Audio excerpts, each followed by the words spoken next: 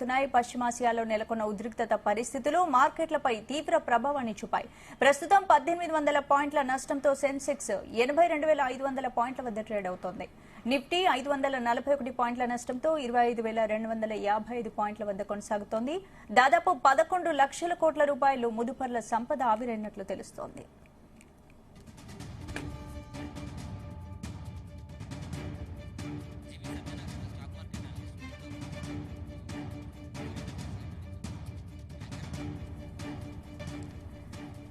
ఇదే అంశానికి సంబంధించి మనతో డిస్కస్ చేయడానికి సత్యనారాయణ గారు stock market analyst phone line లో సిద్ధంగా ఉన్నారు. సత్యనారాయణ గారు నమస్తే. చెప్పండి. నమస్తే అండి. మార్కెట్ క్రాష్ కి గల కారణాలు ఏంటి?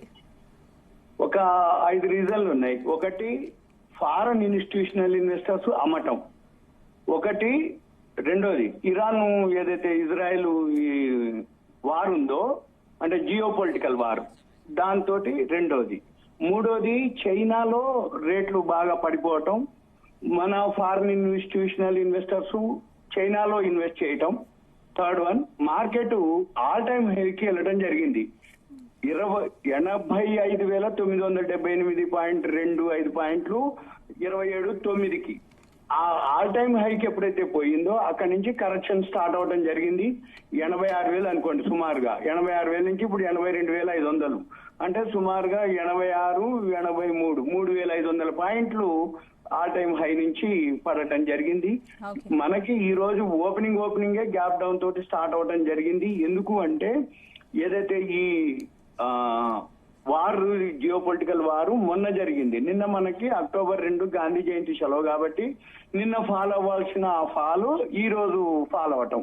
అయితే ఇక ఇవి రీజన్లు, ఎఫ్ఐఎల్ అమ్మటం ఒకటి, ఈ జియో పొలిటికల్ వార్ ఒకటి, చైనా ఎకానమీ అంటే షేర్లు అక్కడ తక్కువ ఉన్నాయని చెప్పేసి ఎఫ్ఐఎల్ మొన్నటి వరకు బైలో ఉండి ఇప్పుడు వాళ్ళు అక్కడికి బైక్ వెళ్ళటం ఒకటి, ఆల్ టైమ్ హైకి వెళ్ళిన తర్వాత ప్రాఫిట్ బుకింగ్ ఒకటి, తర్వాత ఇప్పుడు నెక్స్ట్ వీక్ నుంచి మళ్ళీ బోర్డు మీటింగ్ రిజల్ట్స్ ఉన్నాయి. ఇప్పుడు బిఎస్సి సెన్సెక్స్ లో 30 కంపెనీల్లో 29 కంపెనీలు మైనస్ లోనే ఉన్నాయి. ఇప్పుడు మనం చేయవలసింది ఏం లేదు, వాల్యూ ఉన్న స్టాక్స్ ఏవైతే ఉన్నాయో వాళ్ళు అలా హోల్డ్ చేయాలి. మళ్ళీ ఇంకొకటి క్రూడ్ ఆయిల్ ఏవైతే ఎప్పుడైతే జియో పొలిటికల్ వార్ వచ్చిందో క్రూడ్ ఆయిల్ ప్రైసెస్ పెరగటం, ఈ క్రూడ్ ఆయిల్ ప్రైసెస్ తోటి మన మార్కెట్లు ఫాలో అవటం. అంటే మన ఇండియన్ ఎకానమీకి క్రూడ్ ఆయిల్ ధర తక్కువ ఉంటే మంచిది, కానీ క్రూడ్ ఆయిల్ ప్రైస్ పెరగటం వల్ల మనకు పెద్దగా బెనిఫిట్ ఉండదు. ఫారిన్ కరెన్సీ మనకి ఖర్చు ఎక్కువ ఉంటది. అంటే మనం డాలర్లు ఖర్చు అయిపోతాయి కాబట్టి క్రూడ్ ఆయిల్ పెరగటం మనకు మంచిది కాదనమాట. ఇవన్నీ రీజన్స్ తోటి మన మార్కెట్లు ఫాలో అవటం జరిగింది. ఇప్పుడు ఇంకొక రీజన్ కూడా ఉంది. సెబీ ఏం చేసింది అంటే అక్టోబర్ 1 నుంచి ఈ ట్యాక్స్ కొంచెం డ్యూటీస్ ఉన్నాయి, పన్నులు, అవి F&Oని తగ్గించడం కోసం, అంటే ఫ్యూచర్స్ అండ్ ఆప్షన్స్ లో 190 మంది పైసలు పోగొట్టుకుంటారు అనే ఉద్దేశంతో వాళ్ళు కొంచెం దాన్ని రూల్స్ మార్చడం జరిగింది, ట్యాక్స్ అవి డ్యూటీస్ అవి. దాంతో మన మార్కెట్లు అదొకటి అనమాట. అంటే F&Oలో పొజిషన్స్ ని తగ్గించే ఉద్దేశంతో చేయటం జరిగింది. ఇవన్నీ వీటితో పాటు ఏంటిది, మా ప్రాఫిట్ బుకింగ్ అనుకోండి, దానికి దూరంగా ఉండటం అనుకోండి, సెల్లింగ్ ప్రెషర్ ఎక్కువ రావటం అనుకోండి, వీటితోటి మార్కెట్ ఫాలో అవడం జరిగింది. అయితే ఇక ఇన్వెస్టర్లు ఏం చేయాలి అంటే వాల్యూ ఉన్న స్టాక్స్ అబ్జర్వ్ చేయాలి. అలా అని చెప్పేసి ప్యానిక్ అయిపోయి అమ్మకూడదు గుడ్డిగా, అలానే ఉండాలి. లేదు అనుకుంటే బాగా వచ్చినాక అంటే వాల్యూ ఉన్న స్టాక్స్ వాళ్ళ దగ్గర ఉంటే బాగా బాటంకి వచ్చినాక మళ్ళీ సపోర్ట్ తీసుకుంటాయి. అక్కడ వీలైతే కొన్ని కొనుక్కొని యావరేజ్ చేయాలి. వాల్యూ ఉన్నాయి అయితేనే, వాల్యూ లేని గనక ఇప్పుడు పెరుగుంటే ఎగ్జిట్ అవటమే బెటర్. ఓకే, అంటే మార్కెట్ మూడ్ ఎలా ఉంది ఇప్పుడు? ఇన్వెస్టర్ ఏం చేయాలి? ఇన్వెస్టర్ ఇంతే, ఇక ఇప్పుడు వెయిట్ చేయడం తప్ప ఇప్పుడు చేసేది ఏం లేదు. ఎందుకోసం అంటే ఇప్పుడే కాదు, జనరల్ గా ఎప్పుడైనా కానీ ఏం జరుగుద్ది అంటే మార్కెట్ మూడ్ ఇండెక్స్ అని ఒకటి ఉంటది. అది మొన్నటి వరకు గ్రీడ్ లో ఉంది, అంటే ఆశతో ఉంది. ఇప్పుడు దిగిపోతుంది, అంటే ఫియర్ లోకి వెళ్ళిపోతుంది. ఎప్పుడైతే గ్రీడ్ లో ఉందో మనం అమ్ముకోవాలి, ఫియర్ లోకి వచ్చినప్పుడు కొనుక్కోవాలి. ఇన్వెస్టర్ ఏం చేయాలి, గ్రీడ్ లో ఉన్నప్పుడు ఇంకా ఆశకి ఇంకా కొనుక్కుంటాడు. నెక్స్ట్ పొజిషన్స్ అంటే జనరల్ గా ఏం జరుగుద్ది అంటే ఇదంతా MTF అని ఒకటి ఉంటది, మార్జిన్ ట్రేడ్ ఫెసిలిటీ అని. అంటే F&Oలో మనకి ఏవైతే మార్జిన్స్ అంటే మినిమం మార్జిన్ అమౌంట్ తోటి మనం ఎట్లయితే కొనుక్కుంటామో ఈక్విటీలో కూడా కొనుక్కోవచ్చు అనమాట. ఎంటీఎఫ్ అని ఉంటుంది, మార్జిన్ ట్రేడ్ ఫెసిలిటీ. ఇప్పుడు అవన్నీ కూడా కట్ ఆఫ్ అయిపోతూ ఉంటది, అదొకటి రీజను. ఇప్పుడు F&Oలో ఏవైతే ఉన్నాయో స్క్వేర్ ఆఫ్ అయిపోతుంటది. అంటే ఉదాహరణకి ఏం జరుగుద్ది అంటే మార్జిన్ ఉంటది, మార్జిన్ మెయింటైన్ చేయకపోతే సిస్టమ్ ఏం చేస్తుంటది అంటే ఆటోమేటిక్ కట్ ఆఫ్ చేసుకుంటూ పోతుంటది, అమ్మేస్తుంది. అంటే ఏంటిది, ఈ సెల్లింగ్ ప్రెషర్ కంటిన్యూ కనుక ఇప్పుడు దీంతో పాటు వరల్డ్ మార్కెట్లు, అంటే ఉదాహరణకి ఇప్పుడు చైనాలో మార్కెట్లు సెలవులు ఉన్నాయి.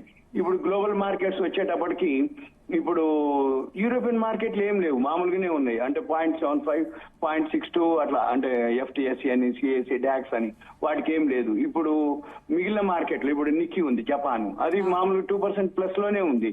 మిగిలిన కూడా పెద్దగా ఏం లేవు, అంటే చైనా మార్కెట్లు సెలవులో ఉన్నాయి.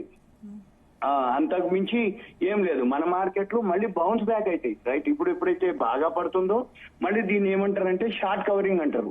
ఈ షార్ట్ కవరింగ్ వచ్చినప్పుడు మళ్ళీ మార్కెట్ ఇంత ఫాస్ట్ గా ఇప్పుడు ఎందుకు 1800 పాయింట్లు పడుతుంది అంటే 86,000 పాయింట్లు ఎప్పుడైతే సెన్సెక్స్ ఆల్ టైమ్ హైక్ పోయిందో 1000 పాయింట్లు 1500 పాయింట్లు పడటానికి కానీ పెరగటానికి కానీ ఒక పెద్ద దాని క్వశ్చన్ కాదనమాట. అంటే పెరిగినా 1000-1500 పాయింట్లు, పడ్డా 1000-1500 పాయింట్లు నెగ్లిజిబుల్ అనమాట. అంటే ఏంది, మళ్ళీ బౌన్స్ బ్యాక్ కనుక అయితే మళ్ళీ 1000 పాయింట్ల పైన బౌన్స్ బ్యాక్ అయ్యే అవకాశాలు కూడా ఉంటాయి అనమాట.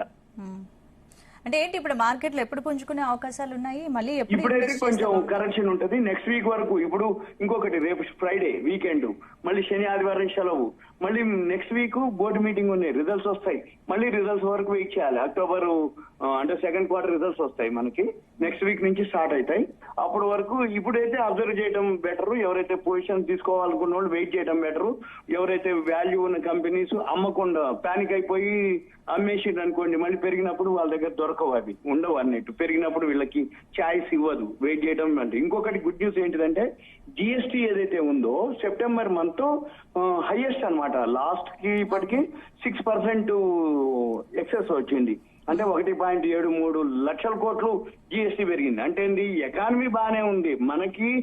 ఇంకొకటి కూడా, ఇంకొన్ని 2-3 రోజులు పోతే అసలు మనకి జియో పొలిటికల్ వారికి మనకి సంబంధం లేదని కూడా అంటారు. ఏది, మన మార్కెట్లకి జియో పొలిటికల్ వారికి. ఇప్పుడు రీజన్స్ ఏవైతే ఉన్నాయో ఇవన్నీ కూడా నా ఉద్దేశ ప్రకారం, నా సూచన ప్రకారం, నా అభిప్రాయ ప్రకారం ఇదంతా కూడా టెంపరీనే, మళ్ళీ తర్వాత మళ్ళీ బౌన్స్ బ్యాక్ అయ్యే అవకాశాలు ఉన్నాయి అనేది నా అభిప్రాయం. రైట్ అండి, థ్యాంక్ యూ సత్యనారాయణ. ఓకే.